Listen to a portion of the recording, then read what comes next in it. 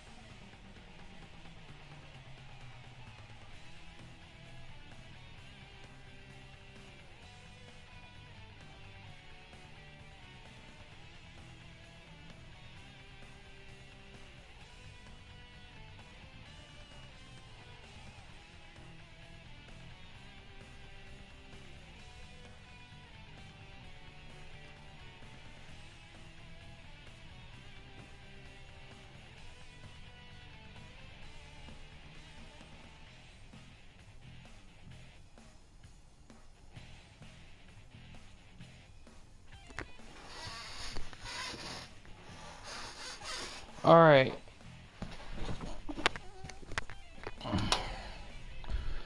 Second ever episode of SCW Crossfire. We have opening match. We got a battle of some big boys here. Bruno Sammartino against the Giant to start things off here.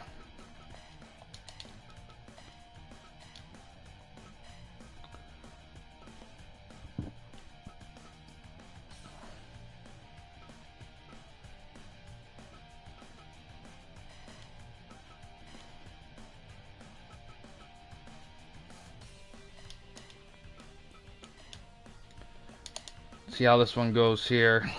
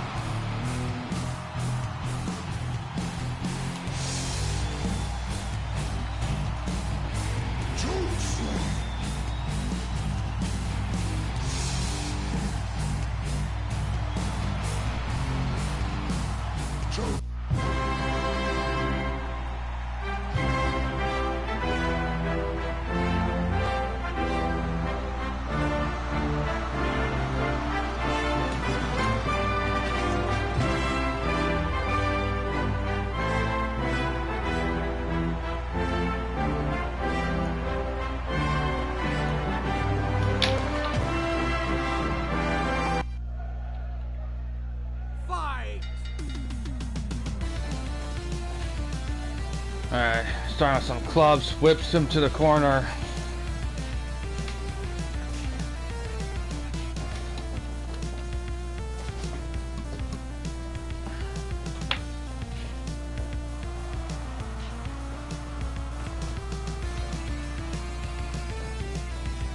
Counter.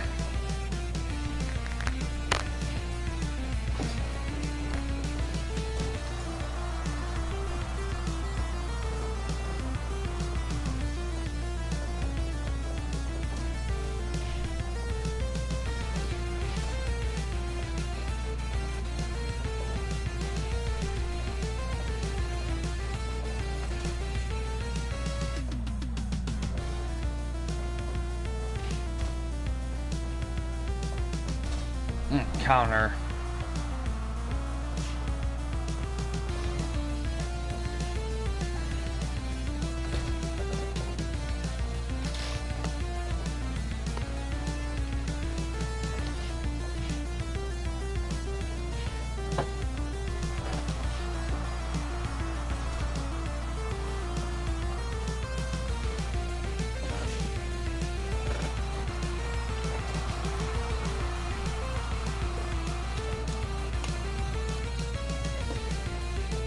Oh, big chop in the corner from the Giant. 1, 2, 3,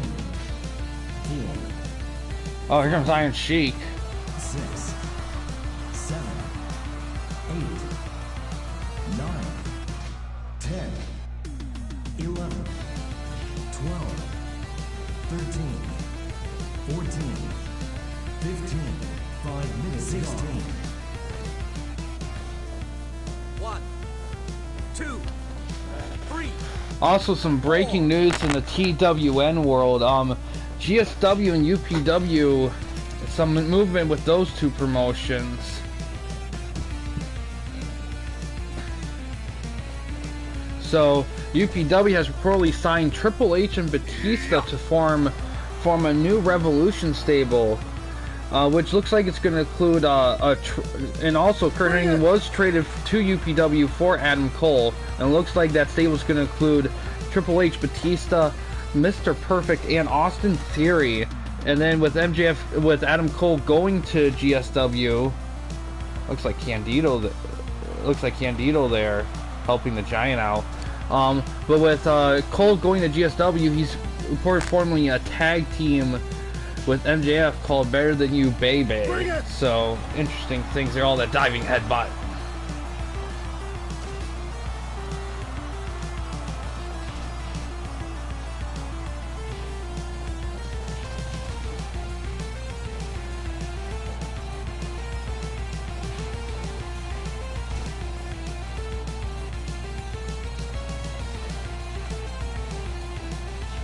Big club and blows.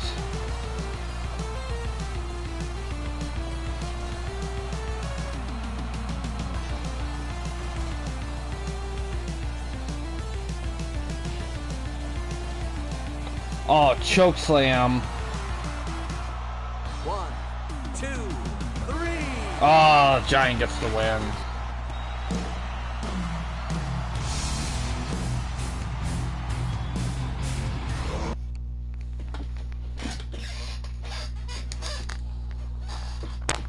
Got 75 there.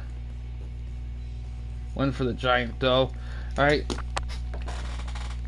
Next is Honky Tonk Man going against Mankind. Talk about a clash of personalities with that one.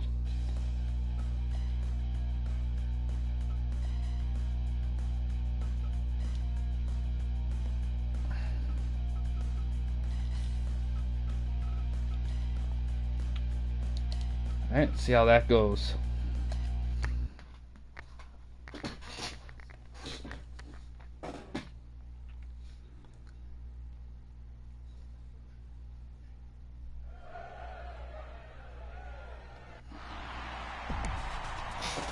I need to get Honky Tonk's music. I keep forgetting that.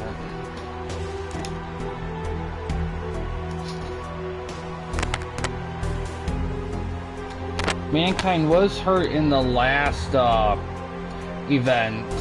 He was critical, but he was considered day-to-day sore. So if he can do well in this match, then he'll be okay. Which his last match was a 61, so it shouldn't be too hard to do higher than that. But we'll have to see.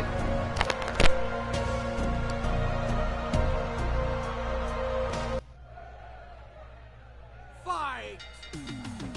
Yeah! Ha! Yeah!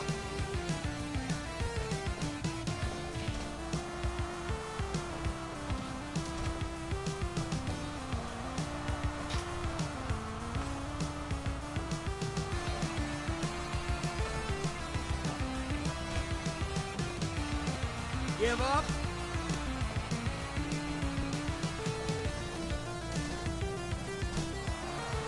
Give up.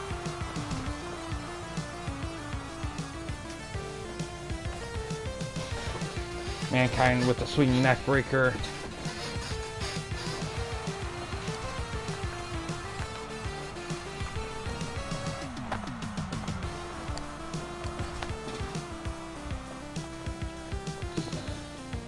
Hi Ronan. How you? I'm doing good. How you doing? I don't think I've seen you on stream before. If you haven't joined before, welcome to Welcome to the stream.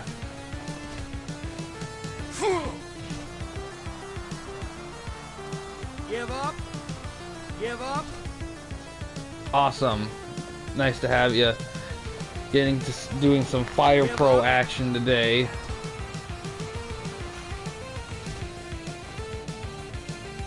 Right now it's Honky Tonk Man versus Mankind. Fire Pro returns. That's a good one too. That was the first Fire Pro game I played. I reviewed that in this game on the channel years ago. That kind of started. They weren't the first wrestling games I played. I think the first one I played was Warzone on PlayStation on the channel as well. But these games really got me going into wrestling, because before all that stuff I was aware of wrestling, but I wasn't like, I didn't really grow up with it necessarily. So it was one of those things where it kind of got into it when I got a lot older, and it's kind of been my thing for a while just because it's so fresh for me, because I didn't grow up with it, so it's all like new.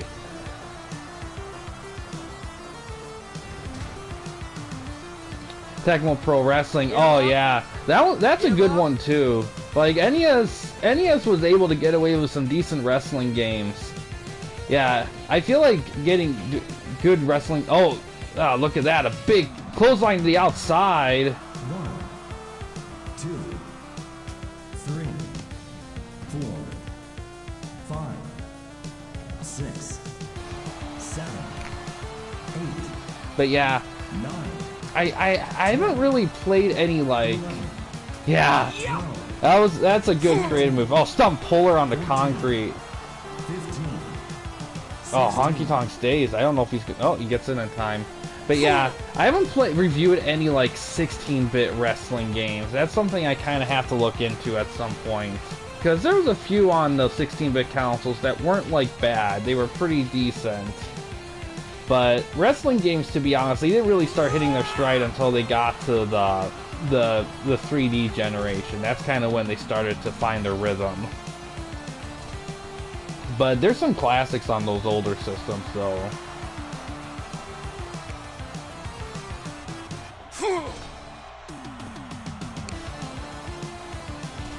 But yeah, Returns is a good one. Yeah, but it's easy to forget, though, about those 16-bit ones. Oh, look at that! Mankind gets the win. Oh yeah, those AKI games are awesome. I really love those games. Oh, he did better. This one was only a 65, but he did do better, so he should be okay going forward. Star Fox will be pleased with that. But yeah, those games are a lot of fun. I know there's a new wrestling indie game coming out called Ultra Pro Wrestling that's supposed to be like pretty much ripping from the AKI engine and everything, and then some. So it's gonna be great to see that system like brought to like current stuff. What's the next match? Oh yeah, some tag action.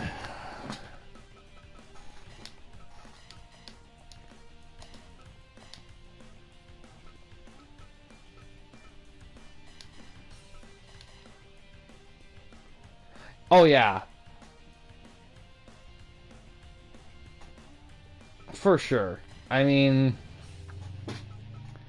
cause here's the thing, there are some indie wrestling games out there that are solid. Oh yeah, I'll be streaming it too. I don't know if if they're able to deliver on a lot of the stuff that, because I know a lot of people are submitting ideas and stuff. If they're able to solidify all that, I could see that I could be doing a lot of projects through that game. I know I have one project right now, wrestling project, that I'm doing through 2K23 that I wouldn't mind switching over to Ultra Pro once that gets out, especially if it proves to be, which I expect it to prove to be a little bit better than 2K23, I imagine, because 2K23 isn't bad, but compared to other wrestling games, I don't know if I would like pick that one above the rest, but it's not bad. Definitely more polished than 2K22 though, that's for sure. Better AI too, quite a bit better AI actually. Okay, let's see how this one goes. Yeah, 2K19, yeah. I kind of have to agree with that, to be honest, because here's the biggest thing for me with 2K19 is the roster. Like, because you can't download music in those games, which I get why they can't. Like, the roster really makes a difference in music choice, and because the roster in that game is so massive, you got so many choices for music. And I'm sure they're building back towards that right now with with them starting over with 2K22, because 2K20 was just a shit show. It just needed a little bit more. I feel like 2K23 it's getting there, but I think what 2K19 has over 2K23 for the most part, I just feel like they just got stuff more aced down and fixed up. I think 2K23 is like good steps in the right direction. There's definitely like putting in GM mode, war games, and all that. That's good. That's good stuff. But I feel like the biggest thing for me, it's just 2K19. I feel like still has those other elements that I feel like make it tough for 2K23 to compete with, because there's stuff that's in 2K19 that they haven't added back yet. Yes, the roster's great, and I know a lot of people love the chain wrestling stuff. Chain wrestling for me is kind of tricky, because there's some wrestlers that legit should have chain wrestling, and there's some wrestlers that I don't think should, but they have it available for all the wrestlers. So it can make it a little interesting creating new edits and stuff with it, but I'd rather have it there than not, though. That's the thing. It's better to have options than no options. Yeah, and it would be nice to see them put chain wrestling back in. I would like it to be a thing where it belongs to certain types, because I think if you're like a power wrestler, you shouldn't really do chain wrestling, because there's not a lot of power wrestlers that do chain wrestling necessarily. But technical or cruiserweights should be able to do chain wrestling. But you know, it just depends on what they go for in the future installments. Although I will say, I would like for them to stop doing yearly releases, because that really makes it tough to want to keep up. Yeah, unless it's like a once in a generation talent, like a big guy like Vader or somebody like that that just has the ultimate skill set. Iron Claw Slam.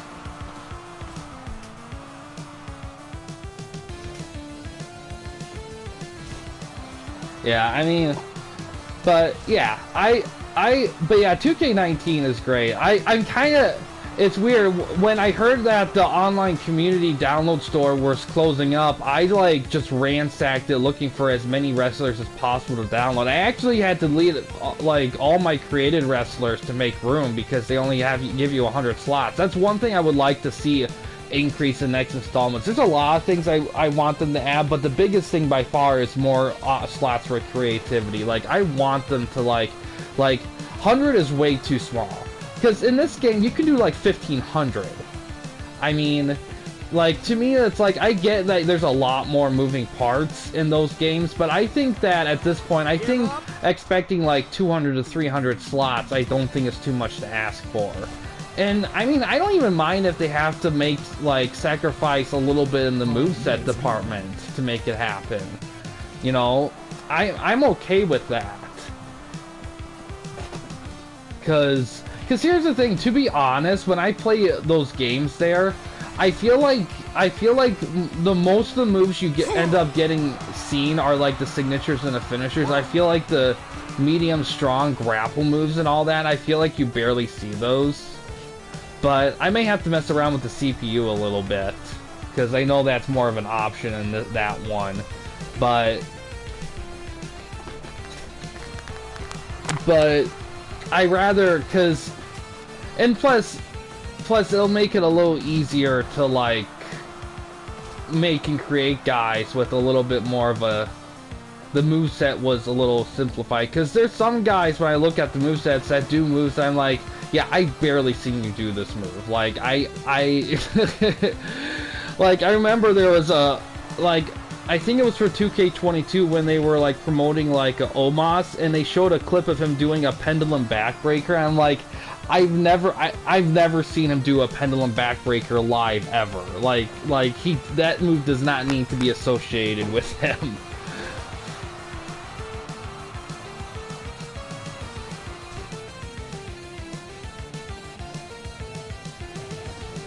A big clubbing. Tag made for the Von Erichs.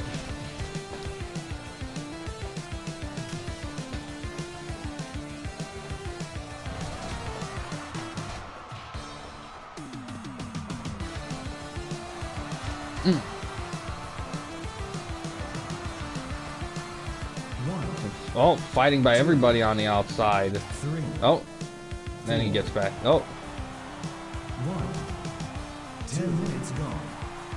Okay, no worries, Ronan. Still got quite a few matches on this card here. 8, 9, 10. 1, 2, 3, 4. Heard atomic drop. Nice flop. You know what?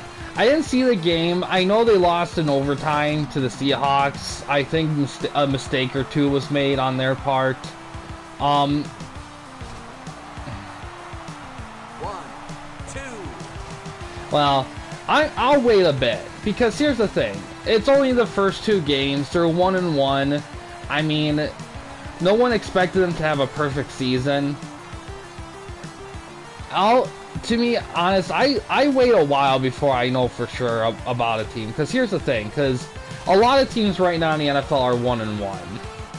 So anything is possible, and we'll have to see.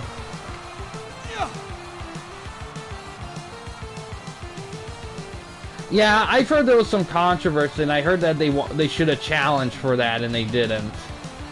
Yeah, I mean, yeah, it's... personally, I think that it's going to be tough for the Lions. It's going to be competitive, but I still think they could make it to the playoffs. I think that's the expectation that they need to go for, because they were like 9-8 last year. They need to do better than that this year, which means that which means pretty much a playoff trip. Oh damn, yeah.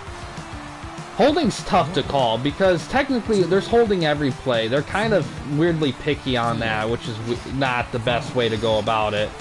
I think, yeah, I think we'll have to see. I still think they'll make it to the playoffs. I don't think they'll go deep in, because they'll be deep in really, but I think they're good enough to get there. And to be honest, if they don't get there, they're going to be in a lot of trouble, because that is the minimum expectation right now for them after last season. Yeah. It's kind of funny how that works out sometimes. But, you know what? It's very early in the season. It's hard to say how things are going to cost down the line. Give up. So, I think that we'll just have to see like how they do after this game, because it's a long season. I mean, they got another 15 games to play. I mean, it's good. The NFC North is going to be a weird one to judge, because Aaron Rodgers is not in Green Bay anymore. Minnesota is going to be the team to beat. Hard to be positive. I get you there. I've been watching them actively since they drafted Stafford back in 2009. Well, kind of actively. But I paid attention to them since then. So I get it, but yeah, it's going to be interesting, because Chicago's kind of a wild card team right now, because they don't have a lot of good parts, but they have a great quarterback situation, at least last I checked. So, well, they'll be a weird team off the bat. I think Green Bay's going to be the team to suck this year, because everything's from the ground up. But you never know. NFL's very unpredictable. Screw that. Oh yeah, I remember that. That sucked. Oh my god. That was awful. Yeah, last season was a good season for them to get back on their feet. They just gotta keep making progression. And really the next step is playoffs. And they gotta meet that. And the thing is, at this point it shouldn't matter who's hurt or whatever.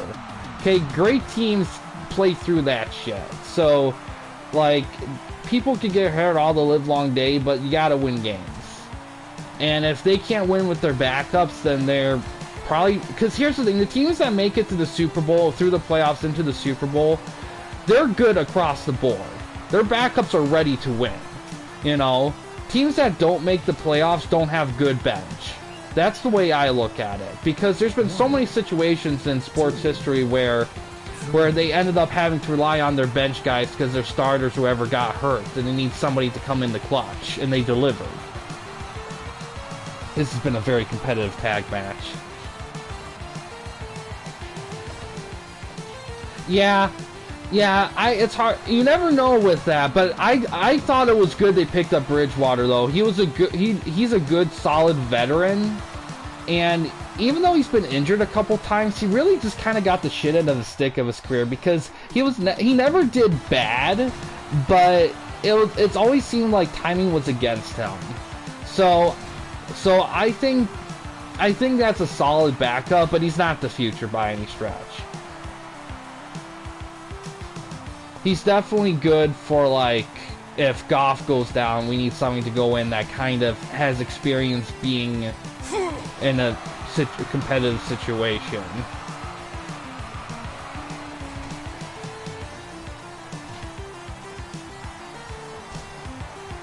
Yeah,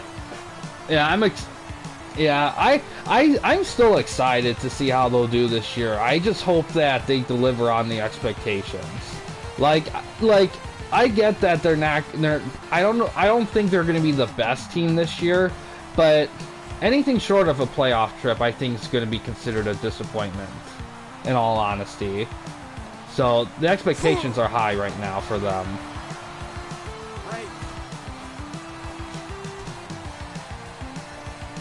But I believe they can do it. Yeah, this year's schedule is very tough.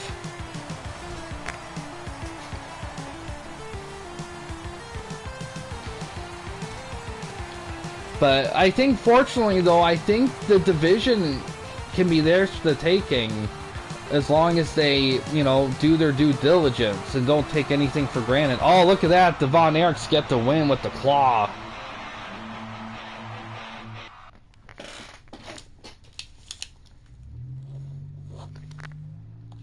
I got a full 100. Nice. Now that's going to earn them an immediate TWN tag shot.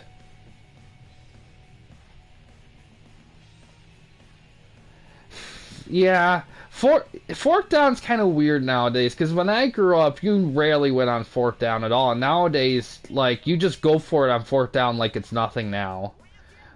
Because, you know, teams started doing it, and they realized, oh, wait, you know, more times than not, we can go for it. And you know, and also, since offense is such high up, you're almost better off going for it on fourth, making and getting a touchdown.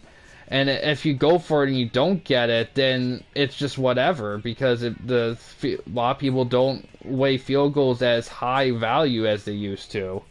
But on their own 45, that was definitely gambly. I don't know if I would have done it, but I didn't see the game though, so I'm not quite sure on why they would do that. Yeah, exactly. I think sometimes I don't know. It's weird how that works out. I haven't saw the game, so can't really say context of it. But going for it on 4th and 2 on your own 45, yeah, I wouldn't make that decision. I would punt it. But it's easy to say that and then be in that situation and be in the field and be like, okay, I think we can do this, and then you don't do it, and it's like, well, of course you didn't do it. Alright, now, next we got a triple threat match, actually, between Candido, Juventud Guerrera, and Sami Zayn.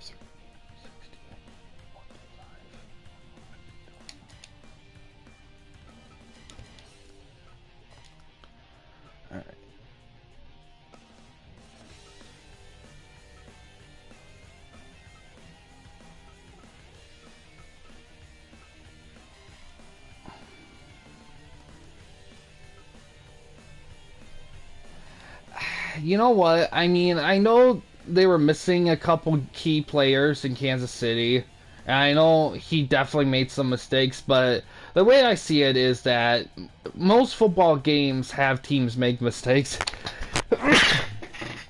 specifically players. But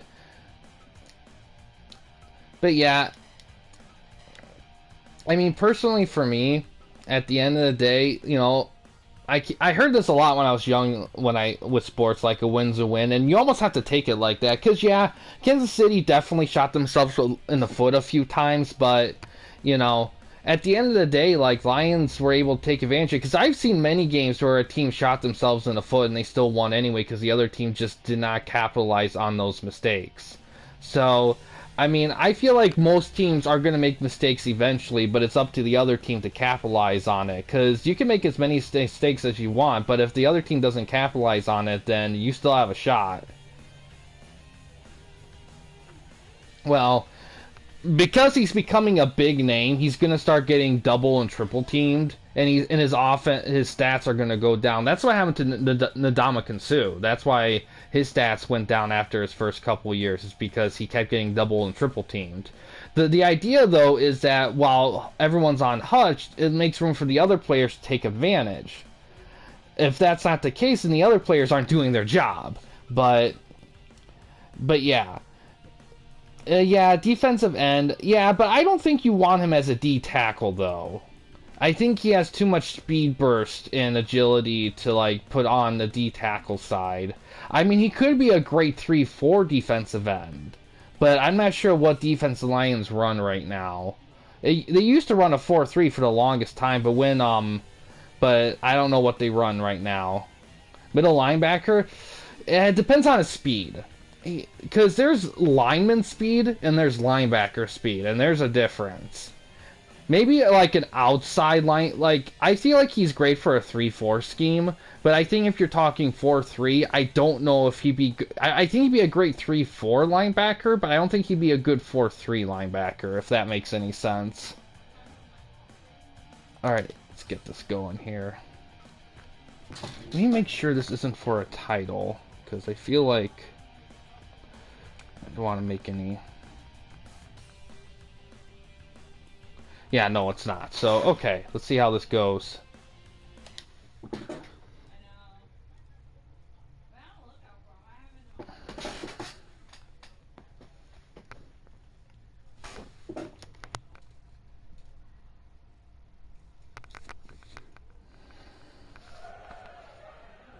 Fight!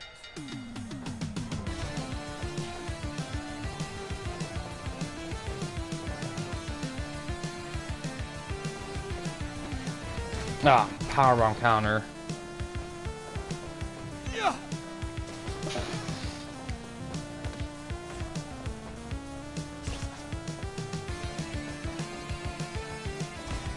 Oh yeah, 200 pounds is perfect linebacker weight. Like, you want, I feel like a good linebacker weight is probably something like you say 200 to probably like 260, 280, roughly.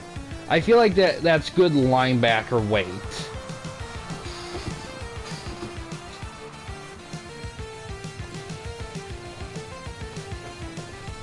Oh, I didn't see that first part. Yeah.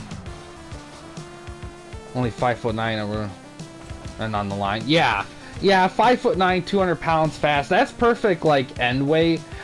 But yeah, it's hard to say, like, because with the way football is nowadays, they're very finicky on, like, size and weight for positioning, and they're all about using the depth chart. So there'll be times where, like, okay, this guy will be good in these specific passing or running situations in these specific formations, so we're going to put them in these specific situations. Because here's the thing, when I grew up, because that thing only really started when I was growing up watching football, because for the most part in football, like, you played the whole thing. Like, there was no messing around with the depth chart. You either was a full-time starter or you were not, you know?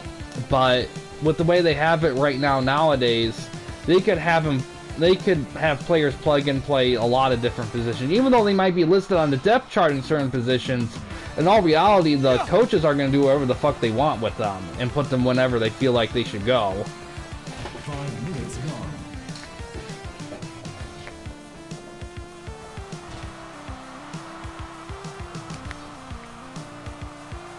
Ooh, big maneuver there.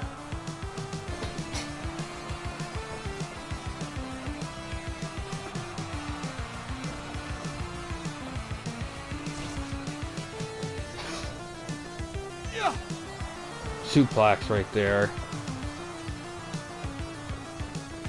Yeah, that was kind of during that, like, you either started or you didn't era. Like, depth chart use was pretty minimal back then for football. Like, it's because it's not like other sports like basketball or hockey or even baseball where you can make excellent use out of the depth chart. Football, you only use so much of the second string. Like, second string was second string. There wasn't like passing or running packages. Like, you really have to be really good at a very specific area to really like make the coaches do something like that.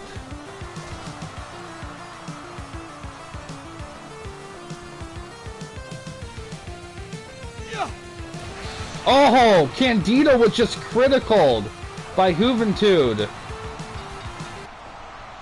with the Hoovy driver. Oof. Oof.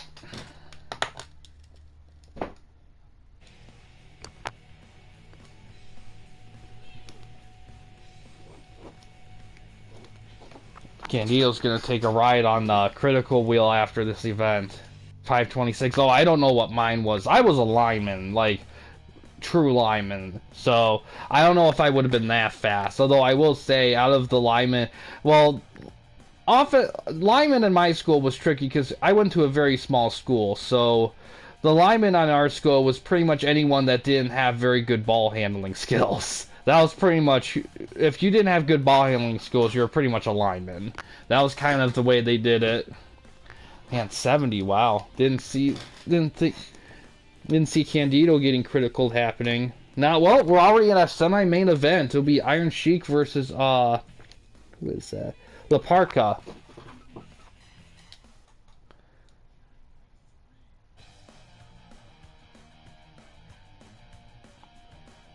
Oh, 5-3-3, okay. Yeah, I think we did 4-4. Sometimes we did we kind of diversified it a little bit. It was mostly 4-4, but I think there were times we did 5-3, especially if it was like 4th and inches or something like that. There was definitely formations we used for that, but it was pretty much 4-4 or 5-3.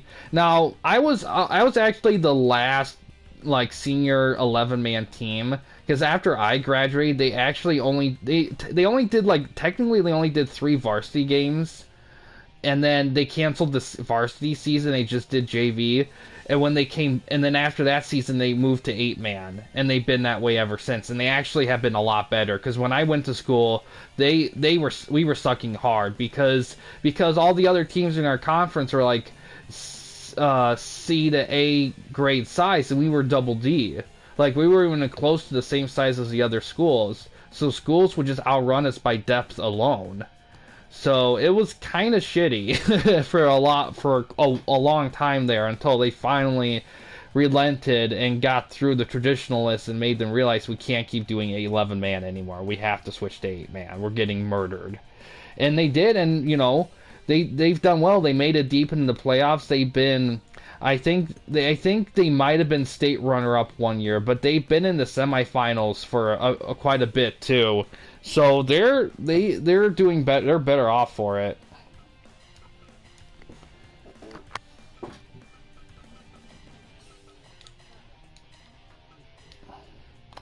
Before I forget, I do plan on streaming again today. It's gonna be some SWA action under the TWN umbrella as well with this. So definitely keep an eye out for that.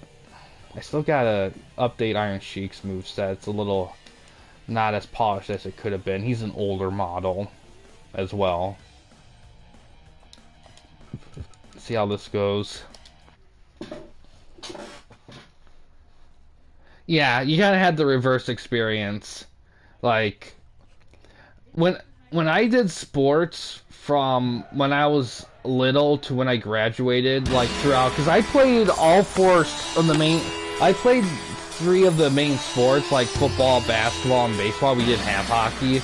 I played those three main sports up until like my sophomore year. After my sophomore year, I dropped baseball and I just did football and basketball, junior, senior, high school. And throughout that whole time, I never had a winning season with my team in all those sports. We've always lost.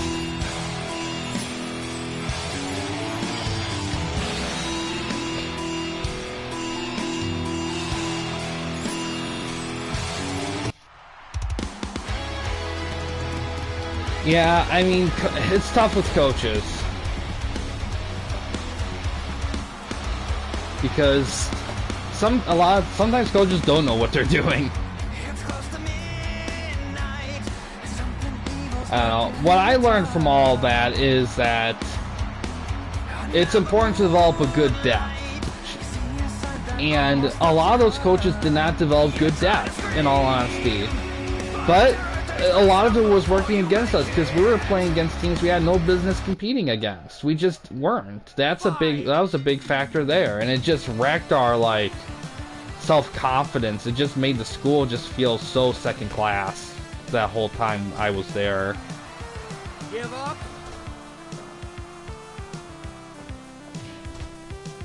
So it was a good thing they switched to that. Give up. And got it out of that kind of thing.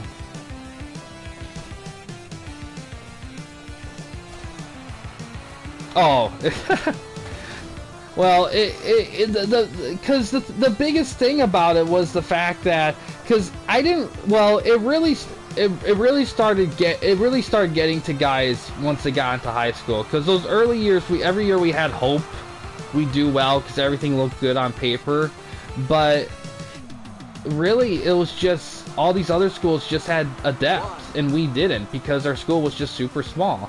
Like there was one year where they had to cancel JV for varsity because we had an odd amount where if one person got hurt for the season or left or quit, it meant the difference between having a JV and a varsity or just a varsity.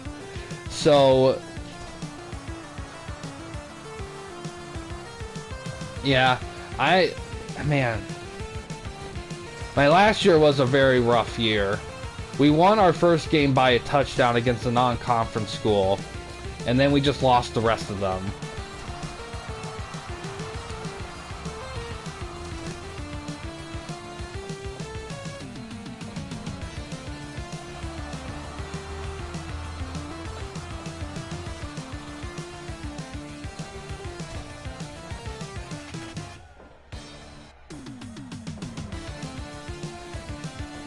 So, yeah, I don't know how many games like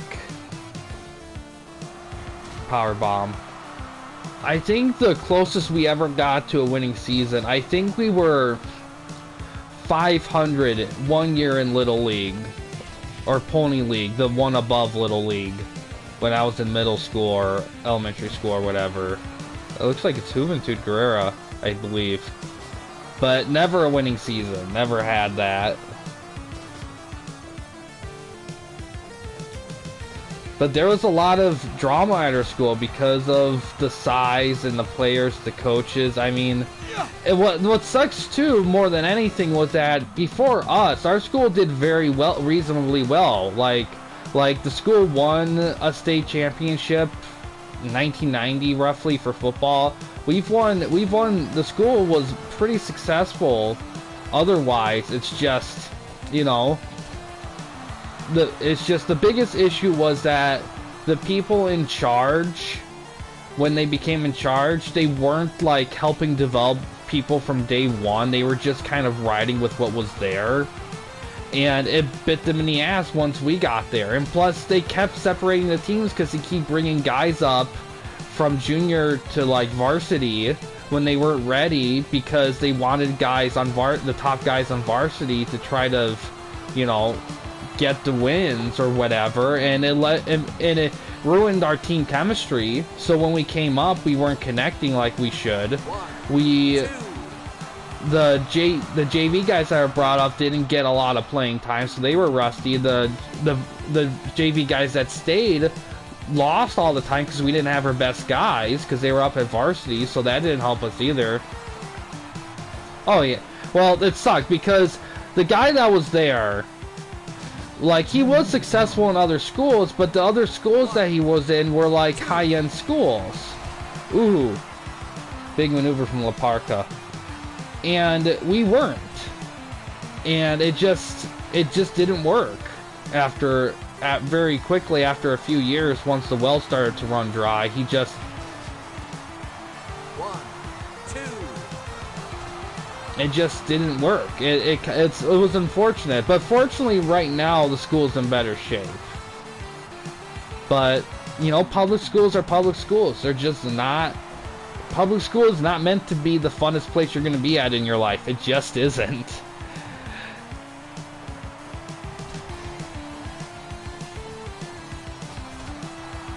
This has actually been a very good match here. La Parca really trying to get a win on Sheik here.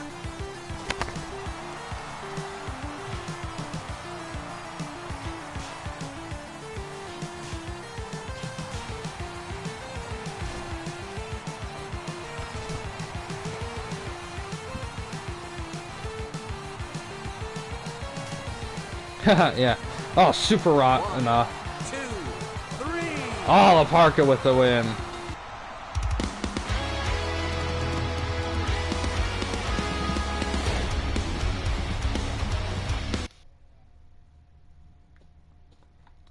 Yeah, the school system needs a revamp, that's for sure. Like, stuff will have to change. It's not even funny. It's due, especially after the pandemic. Main event will be Kevin Owens versus DDP here.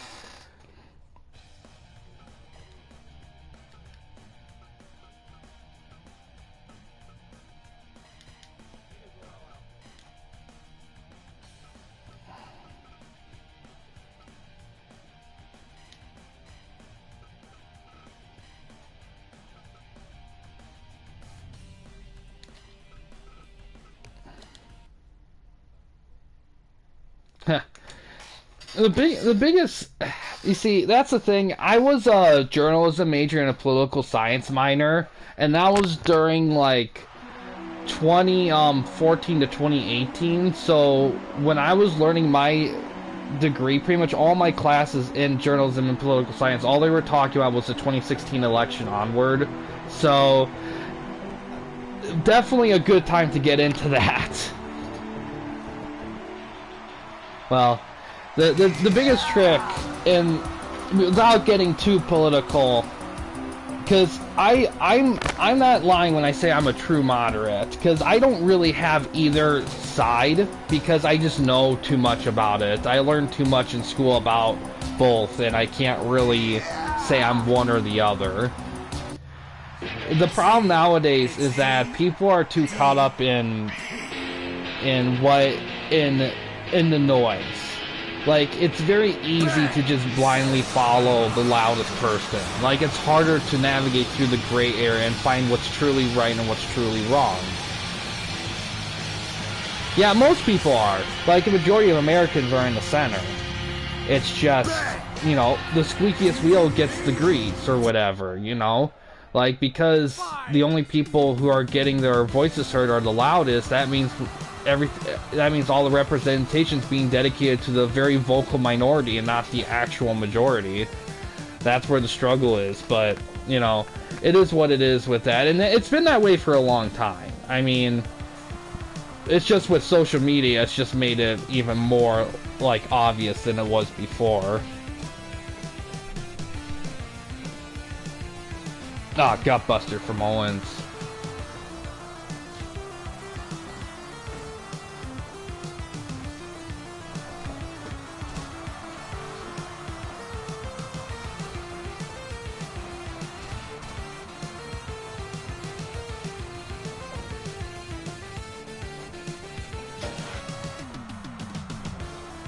Yeah, no, like it's. Give up.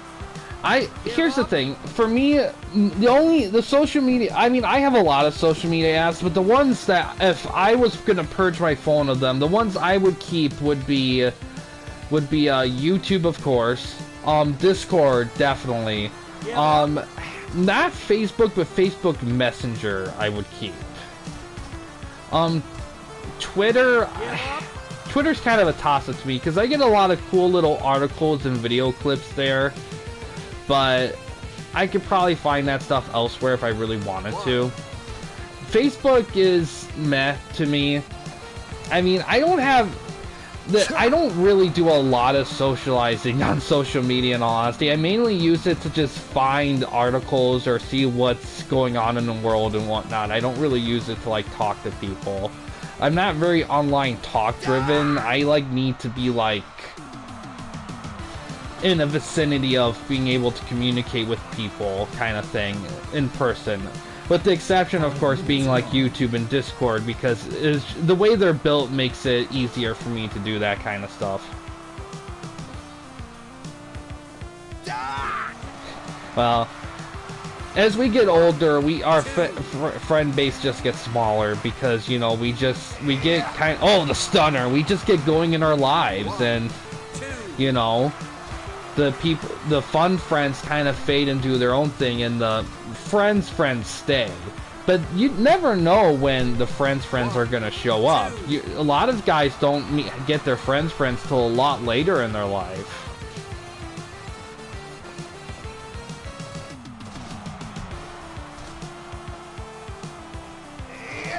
Another stunner. Yeah, I never had Instagram, although I might. Oh, look at that. Owens with the win.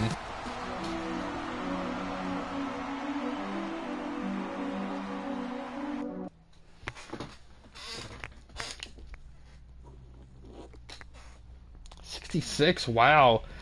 Yeah, this is kind of a rough show outside of the tag match, jeez.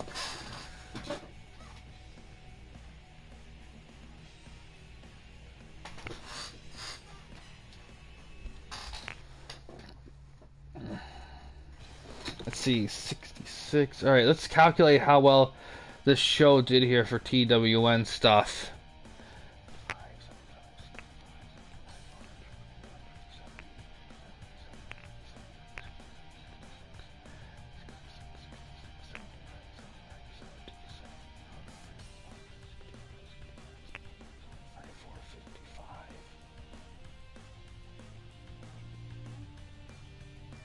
Yeah, this got a 76.